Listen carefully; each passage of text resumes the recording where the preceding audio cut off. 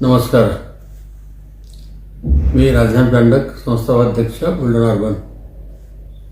गेल्या 2 दिवसापासून मराठवाड्यातील काही शाखांवर सोनं तारण कर्ज सोडवण्यासाठी काही सभासद गर्दी करत आहेत.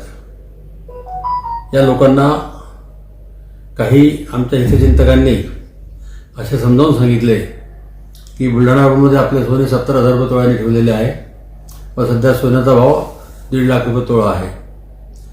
बुलढाणा अर्बन तुमचं सगळं सोनं विकणार आहे, त्यामुळे तुमचं सोनं तुम्ही सोडून घ्या.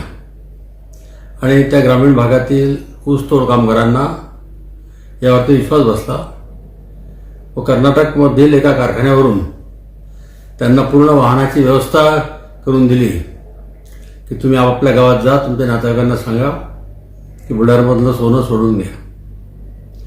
मराठवाड्यामध्ये प्रत्येक शाखेवर जितकं डिपॉझिट आहे त्यापेक्षा डबल गोल्ड लोन आहे. म्हणजे आमचे स्वतःचेच त्या ठिकाणी जवळपास 400 कोटी रुपये अटकलेले आहेत.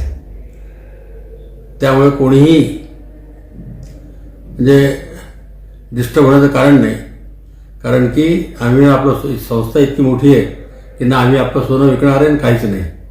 आपण ते तारण ठेवलेलं सोनं आहे, आपण केव्हाही नेऊ शकता. संस्थेची आर्थिक परिस्थिती अतिशय उत्तम आहे. आज 4,000 कोटीची कॅश लिक्विडिटी आपल्याकडे आहे. 3,000 रुपयाचं मालमत्ता संस्थेची आहे. 1,500 कोटी रुपयाचं वेअरहाऊस लोन आहे आपल्याकडे. आणि बाकी कर्ज आपलं 100% सुरक्षित कर्ज आहे.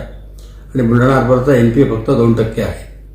त्यामुळे सभासदांनी विनाकारण घाई करून अशा प्रकार करू नये. त्यामध्ये आपले नुकसान होईल, संस्थेचे नुकसान होईल.